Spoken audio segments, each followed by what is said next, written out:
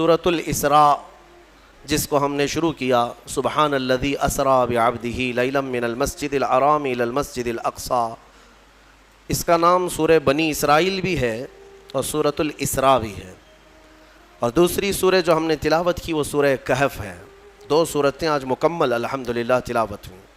اسراء کا مطلب ہوتا ہے سفر کرنا، اسراء جو ہے سفر کو کہا جاتا ہے، اور اس میں دنیا کے اس عظیم سفر کا ذکر ہے کہ اس جیسا سفر نہ پہلے کبھی ہوا نہ بعد میں کبھی ہوگا، وہ ہے سفر معراج مصطفیٰ صلی اللہ علیہ وسلم۔ مصطفیٰ کریم صلی اللہ تعالیٰ علیہ وسلم کے معراج کا جو سفر ہے اس کو اللہ تبارک و تعالیٰ نے کس شان سے بیان کیا۔ سبحان الذی اسری بعبدہ، پاک ہے وہ ذات، بلند ہے وہ ذات جس نے اپنے بندے خاص کو رات کے ایک حصے میں سفر کرایا، کہاں؟ مسجد حرم سے مسجد اقصیٰ تک۔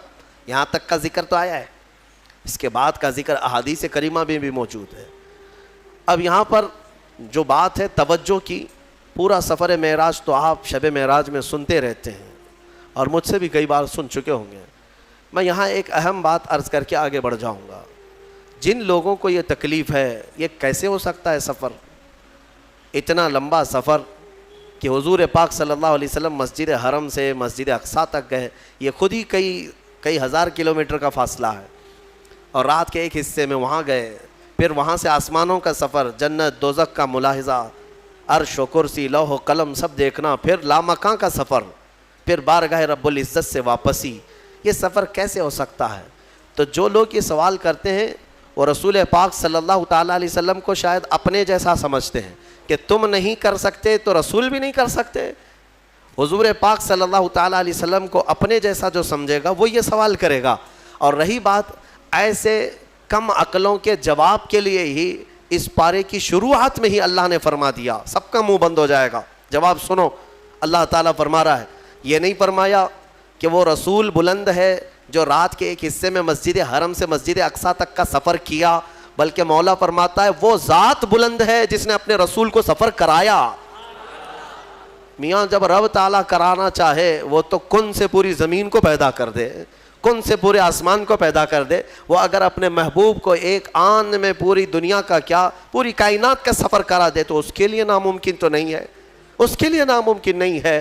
تو جن لوگوں کو یہ اعتراض ہے، یعنی مسلمان ہوتے ہوئے، نام کے مسلمان ہوتے ہوئے جن کو یہ اعتراض ہے، گویا کہ وہ اپنے رب ذوالجلال کی قدرت پر اعتراض کر رہے ہیں۔ رب تعالیٰ نے فرمایا کہ وہ بلند ہے ذات جس نے سفر کرایا ہے اپنے رسول کو، تو کرانے والا جب اللہ رب العزت ہو تو پھر سوال ہی نہیں پڑتا کہ حضور کتنے دیر میں گئے کتنی دیر میں آئے۔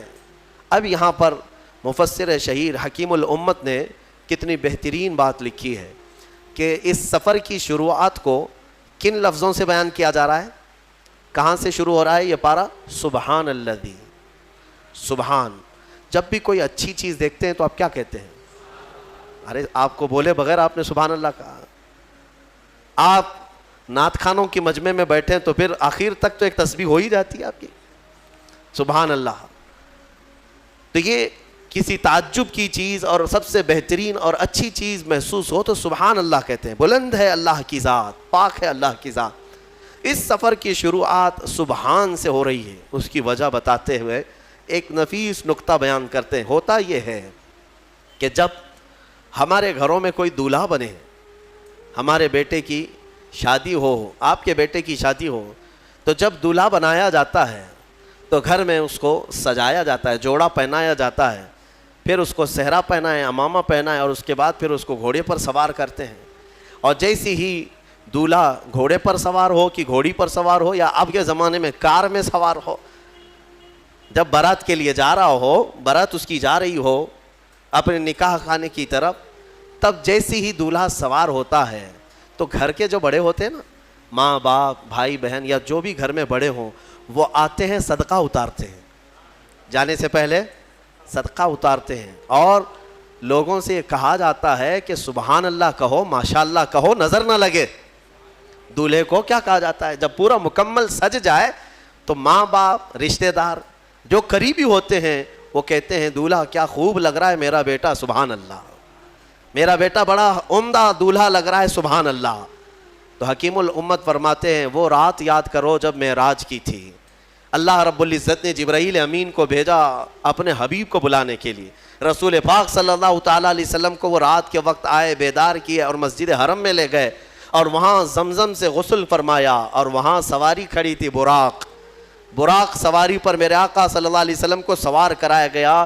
اب جانا ہے بیت المقدس، جہاں 1,24,000 باراتی کی شکل میں انبیاء کرام دولہے کے انتظار میں ہیں، دولہے کے انتظار میں ہیں انبیاء کرام علیہ السلام کہ وہ حسین دولہا آئے گا اور ہماری امامت کرے گا۔ تو اب یہ پوری کائنات کا حسین دولہا جب براق کی سواری پر سوار ہوتا ہے، وہاں کون تھا؟ یہ آمنہ کا در یتیم جب براق پر سوار ہوا ہے تو ماں بھی نہیں ہے، کیونکہ ماں بچپن میں انتقال کر چکی، باپ بھی نہیں ہے، باپ پیدا ہونے سے پہلے انتقال کر چکے، دادا نہیں ہے، وہاں کوئی عظیم رشتہ دار نہیں ہے۔ جبرائیل امین نے سوار کیا براق پر، اور جب جانے کی باری ہوئی مولا نے فرمایا دنیا کے دولہوں کو ان کے گھر والے سبحان اللہ کہتے ہیں، میرا محبوب دولہا بنائے تو خود خالق کائنات کہتا ہے سبحان الذی اسری بعبدہ، سبحان الذی اسری بعبدہ، پاک ہے وہ ذات جس نے اپنے بندے کو سفر کرایا۔ اب اندازہ کرو ہمارے اور تمہارے لیے گھر کے ماں باپ اور چچے چچیاں سبحان اللہ کہیں، اور میرا محبوب وہ ہے جس کی سواری پر خود خالق کائنات سبحان کہے، اللہ خود سبحان کہے۔